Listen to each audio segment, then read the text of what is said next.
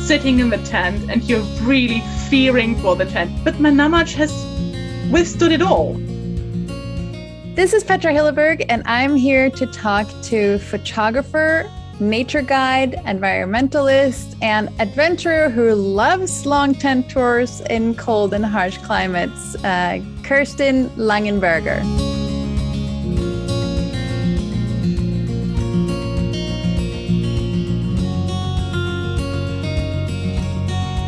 Thank you for having me.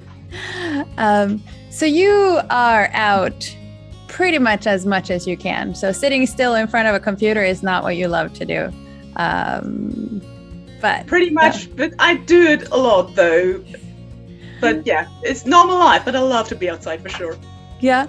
And so you are out as much as you can. How did you realize that you had such a passion for the outdoors? I've always had it. As a small kid, as most kids, I loved nature, loved animals, and I've always kept that spirit. And I never could think of having a job that binds me to an office. And so I kind of do both now. Of course, I have a job that is kind of behind the computer, but I also have a job that brings me outside. And in my spare time, I love to do expeditions and solo hiking, solo skiing. Yeah. So what job do you have that is able to take you outdoors? I'm a guide and a photographer as well. Yes. And then do you go all over, or how does that work? You take groups out? Yes. So I mainly work in the Arctic, sometimes in the Antarctic too, but mostly countries like Iceland, Norway, Svalbard. That's where I work most of the time. Otherwise, as a hiking guide, but also I have worked a lot in the past years on small ships. And so we bring people to places where you usually can't go on your own, like in Svalbard.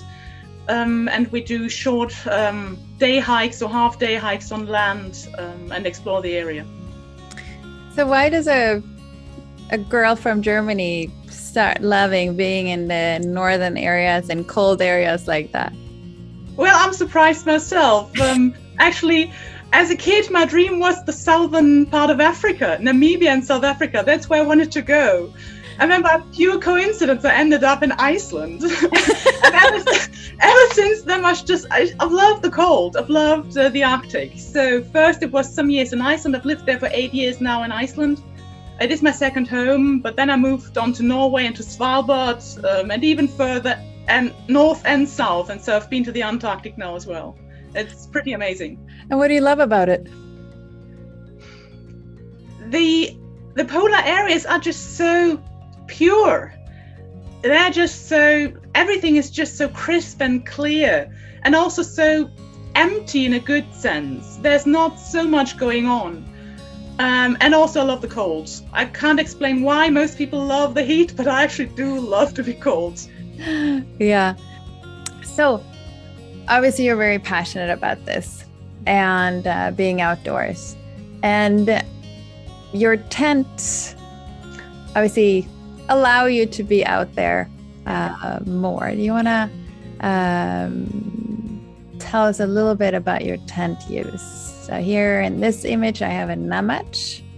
It's my favorite tent. Yeah. It's your favorite tent, yeah? Yeah. So I have two Hilleberg tents: the Nammatj for my winter traveling, and the Akto for my summer hiking. And the Nammatj is just so versatile. You can use it for everything. It's just amazing. It's very light and very spacious at the same time. And what's very important for me, it's really stormproof. So when I'm out in the nowhere, let's say just Iceland or even in Svalbard, the weather forecast in the wintertime is even worse than in summertime. So if you're lucky, you have a kind of all right weather forecast for 3 days, but not more than that. And my longest solo trip was 17 days. And so I don't know what weather is waiting for me. I need to trust that my home will withstand even a winter storm. And the Nammatj has brought me through quite some crazy stuff. But no, it's I have experienced stuff like most campers will in their life. You're sitting in the tent and you're really fearing for the tent. You're just sitting inside the whole tent. It's shaking, making noises you don't thought or think a tent should do. But my Nammatj has withstood it all. And so I really love this tent. It's huge inside. It gives me so much space. It's relatively light. And it's just perfect for my Arctic travels. And so that's my winter tent. But I really take care of it. I will not use it in summertime. It's only allowed to stand on snow. I don't want a scratch to come to it. And that's why I got myself the Akto. It's really small compared to the Nammatj, but it's really light too. And in summer, of course, I can't carry that much because I have to carry it on my backpack. In wintertime, I can carry much more because the sled will carry it for me. I just have to pull the sled. So weight in the wintertime is not such an issue. But if you have a backpack, you want a light tent. And so the Akto is perfect. I take it for my summer travels. And it's really, I like that it's small as well because you can pitch it up everywhere without having to think much about it. Just a little piece of ground, clear the bigger rocks from it, put up the tent. So putting up the Akto is a really fast thing. So those are the two tents I really like, and I'm really happy with them. Yeah. And obviously, because of the environments that you are out in, even in the summer, having chosen the Akto and the red label line is obviously a good idea, because weather can change so much rather than so even with a little bit more weight. And I think that's, with experience, understanding that extra little weight that you get with that safety margin that you get with going with a Nammatj over something that's a little bit lighter, that it is a lot of extra protection that you get. Yeah. And I think that's obviously important. Do you have any stories with your tents where like something that you remember? Ooh, plenty of stories. I had this fun story where a tent flew away, but that was not a Hilleberg tent. That's why it flew away. No. Yes, exactly. No, actually, after this episode with my tent lifting up the ground and being completely destroyed afterwards when it crashed down, that's also why I've chosen the Nammatj as a tunnel tent, because usually I'm alone, and putting up a tent or taking it down in a storm is really, really hard. And with a tunnel tent like the Nammatj, I can do it on my own. It's pretty amazing.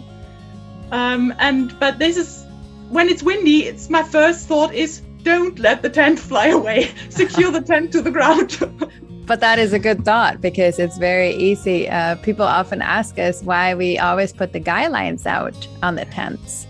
And it's because you never know, growing up in the north, you never know what the weather is going to do. Exactly. It can often change during the night, even if the weather report said it wouldn't. So just having that, like we always say, you always anchor your boat as if a storm is coming. It's the same thing that we do with our tents. So. Exactly. I do have to do a little side note on what you were saying with the dome tents. So our dome tents, you can peg out the whole bottom first. So like if a Stika, another 2-person black label, you could, even if you're by yourself, you stake it down on the ground first. So even in really severe weather, then you have short pole sleeves. So you put the beginning of the pole end and then feed it over. So you don't have that big thing of creating a big kite, sail. Basically, sail with your tent, because it's always down, and then you just walk around it and like clip it up from the ground. So that is, but for mobile journeys that you do where you're moving and like stopping and going, then a tunnel tent is definitely so quick to set up. I love it for that reason. To be honest, I've never pitched a Hilleberg dome tent. Up in the studies, the Arctic Nature Guide studies on Svalbard, we pretty much only use tunnel tents. There was one person who had a private dome tent, but I never pitched that one. And so I'm just completely fallen in love with the tunnel tents. Yeah, it is the weight to space ratio, and then also, like you said, the easy pitching. Do you do sled pitching on yours, where you have one of our sled bags? Actually, I don't, no. Okay, so if you think about your tunnel tent, you can basically duct tape the pull sections, except for in the middle, So when you pack it up, you leave the pull sleeves halfway, and then you fold it over, and you basically make a really long roll, and then put that into a sled pack. You put that on top of your sled. And then when you go to set it up, you just have to put the middle section up, and then you just push up the rest. So it's a very quick setup. So especially in the Arctics, when it goes below 40 below or so, most shock cord gets a little weaker then. So then that helps with that you don't have to do all the sections. So that's really clever. Never thought about that one. Thank you. So we can talk about that. Make sure you have a sled bag. Yeah, definitely. So the photo I have in the background is one of your photos from Iceland, right? Yeah, taken 2 years ago, actually. 2 years ago. Okay. So what is it about being out there alone that you like? Like, why do you go alone so often? Well, I think in the beginning, because I couldn't find anyone to go with me. Crazy enough. Shocking. Strange. And it's just my way of completely saying goodbye to the stressful world. When I'm out there, it's my own personal rhythm. I can decide everything on my own, and usually it's nature who decides what I do. When I'm hungry, I stop, I make dinner, and in order to get dinner, I first need water, and that means I need to melt snow. And so everything is just the moment. It's a complete focus on the moment, and I love that. I think I would also like that with other people, but as I've never found anyone to go with me, and now I'm just so confident, I just do it on my own. So I think a lot of women that want to, that what you're saying, being alone and like really having that connection to nature and like away from everything else, would love to do that, but have a little bit of a fear of going alone as a solo female. How did you come over that the first time, or have you ever had those thoughts, and like how do you not have those thoughts?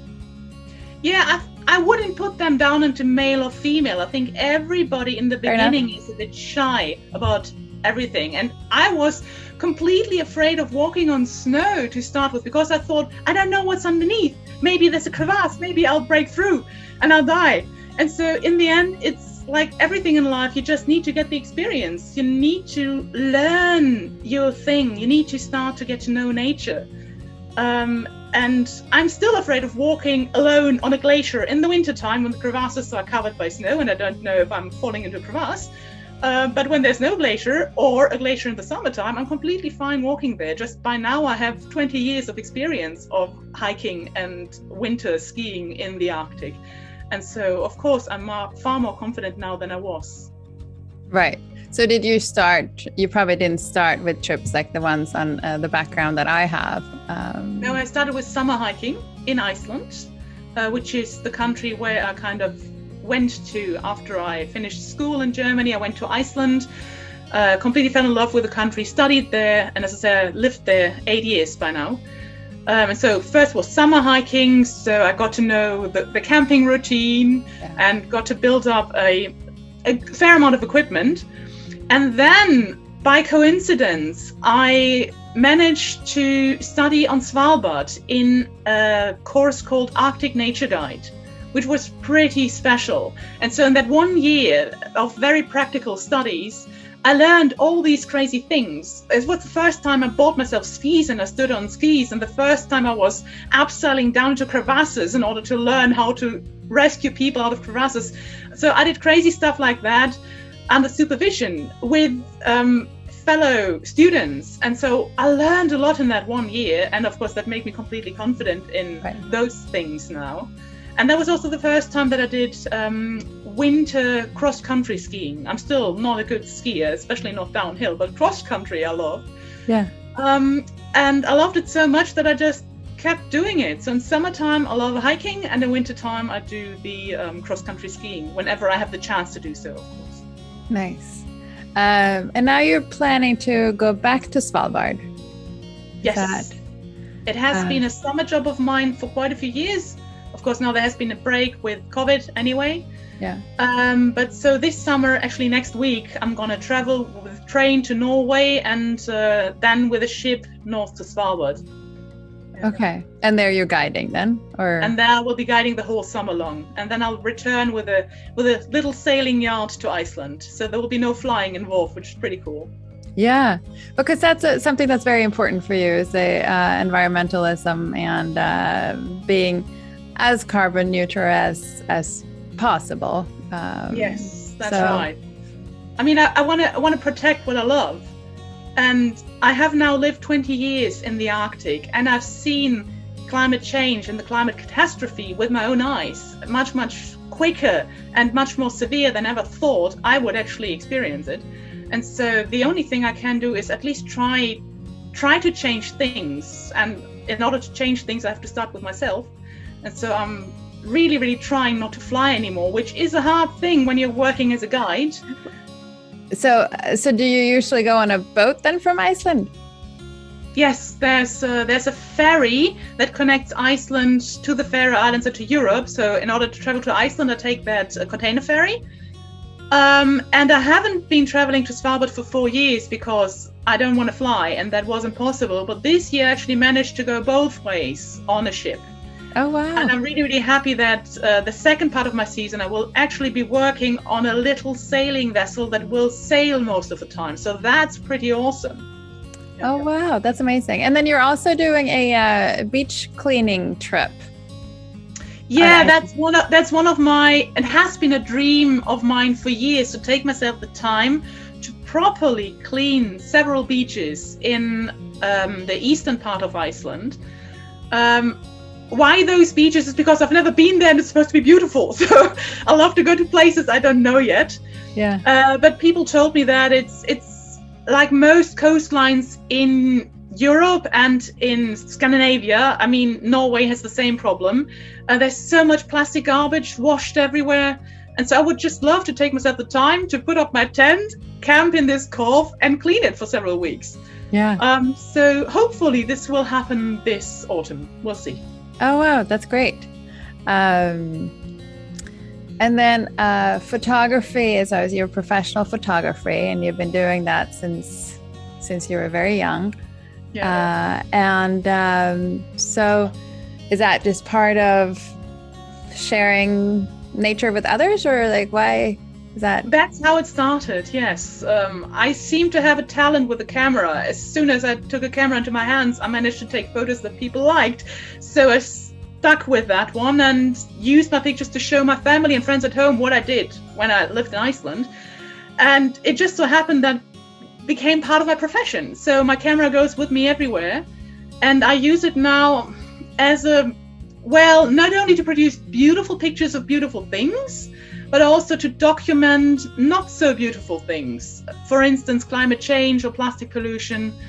And I use those pictures to tell stories, because a picture alone can tell so and so much, a story alone or words can tell a certain amount, but if you combine those together, a picture with a story, that's a really powerful tool, and I try to use that.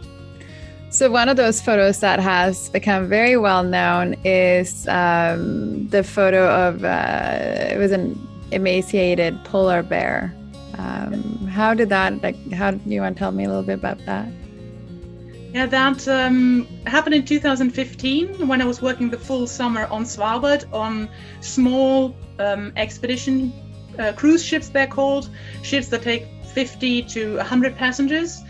And the passengers usually want to see polar bears. So one thing we try to make them see is polar bears. And usually those bears are, well, at least sporty. They're usually beautiful, and people think, oh, look, a polar bear in the wild, beautiful. Yeah. But very often they're also very thin. And that time in 2015, we met one of the thinnest polar bears I've ever seen. And we stopped the ship far before actually people could have a proper glimpse at the bear, because we could see with our binoculars that it was too thin and we didn't want to scare it any further. So we told people, there's a polar bear, we don't go any closer, take a look with your binoculars. And everybody was shocked because it was so thin. It was really just skin and bones. That bear might have lived for another week maximum, and then it probably died because it really was just emaciated. And I was so angry when I took the picture, because none of the other people Oh, that's not true, but not many other people took pictures. It wasn't the bear they wanted to see. They wanted to photograph cuddly and cute bears. And I was just so angry that we allowed this to happen. I mean, nobody wanted this bear to be so thin, but there was a big chance that the climate catastrophe had a big part to play because the bears don't have enough food anymore because the ice is melting. So afterwards, I published the image on my private Facebook page, and then I went for another expedition. 17 days I was completely gone off the internet. When I returned after 17 days, this picture had gone viral and been seen by millions of people. I couldn't believe it. And so by now it has become iconic. It's actually a symbol of climate change now, this picture. Yeah. Do you, on your travels, are you seeing that there are fewer polar bears, or is that? It is hard to say that exactly because polar bears don't have territories. You can't go to the same place and see the same bear. Polar bears are roaming freely. So on some trips you see only one polar bear, on others you might see more. But what I personally have experienced is that, like, when you're out on the frozen ocean, on the sea ice, there you see plenty and big bears. And they tend to be male, because male polar bears can stay on the ice all year long. But a female polar bear gets pregnant and she needs to den, and she dens on land. So she gets her cubs on land. And now with the climate catastrophe, the ice is melting so fast that she doesn't get to go onto the ice when her cubs have been born. And so what happens, in my opinion, on Svalbard is that the females are actually getting thin, or they are very thin because they're kind of stuck on land. And the males tend to be quite healthy because they tend to be on the sea ice. And that, of course, isn't healthy for population. If you have thin females that are losing their cubs, you hardly ever see mother bears with 2 cubs anymore. That hardly ever happens. And that is clearly an effect of the melting ice. And of course, we have one record after the other. Pretty much every year, the ice is less and less. And so there's no question the polar bears, they will not manage to survive much longer if the world warms up more than it already has done.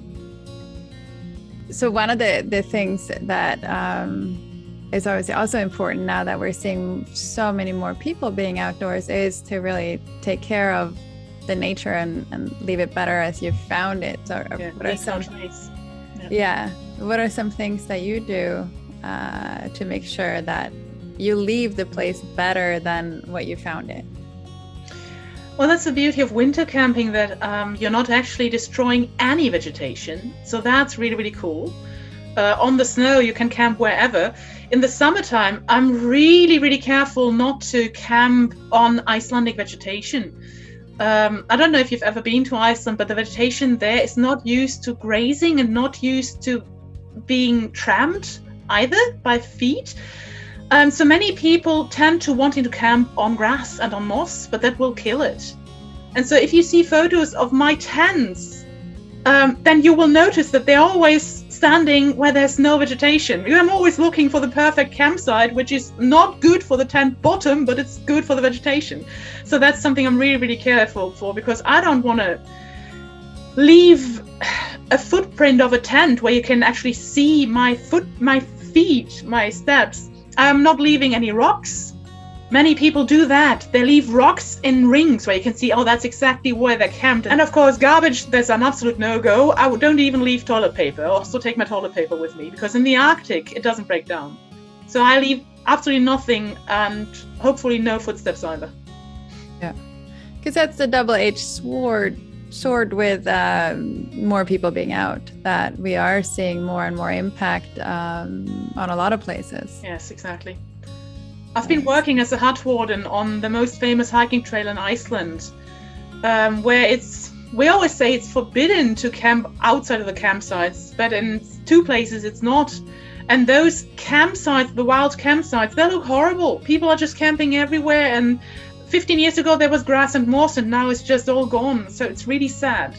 And most people don't do that because they want to leave destruction. They're not aware. They're just at home. You camp on the grass, and the grass will survive. But in Iceland, in the Arctic, it doesn't. Yeah, so that's, I would say, important to think of. So what are, I know you're going to Svalbard. Is that Svalbard next, or what are your next adventures that you're looking forward to? Well, I've become quite spontaneous. I'm not planning that far in advance anymore. So my next adventure is Svalbard. I'm pretty excited to go back to the high Arctic after a few years of absence again.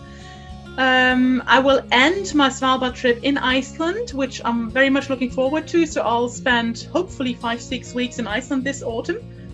And for the winter time, I will probably stay in Germany again, like I did the last winters, and do shows and lectures, which I have started to do here now, where I focus also on the environmental part and getting the message out to people and talking to people, trying to motivate them for climate action and just thinking more about the environment. So that's kind of what I have done in the past years, and I like it, and I'm hoping to stick to it. So do this for 3 months, do another thing for 2 months, and do a good mixture, and have the occasional adventure, hiking or skiing adventure in between. That would be lovely.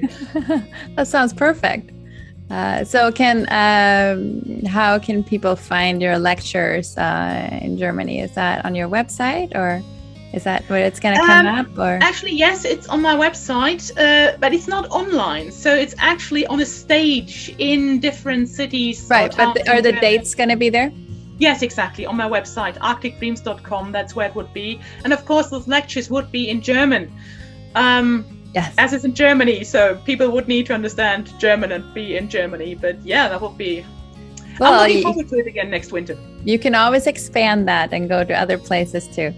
Yeah, that would be so cool. I know it would be appreciated, I'm sure. So, well, thank you so much for talking to us. We loved having you, and thank you. It's great to see what you're doing and to follow with you. So thank you for being part of our crew of strong female outdoors women. Well, thank you very much for those awesome tents, because without those tents, I couldn't have done all the crazy stuff. So thank you very much for that, and for the opportunity to speak to you today. Absolutely. Thank you.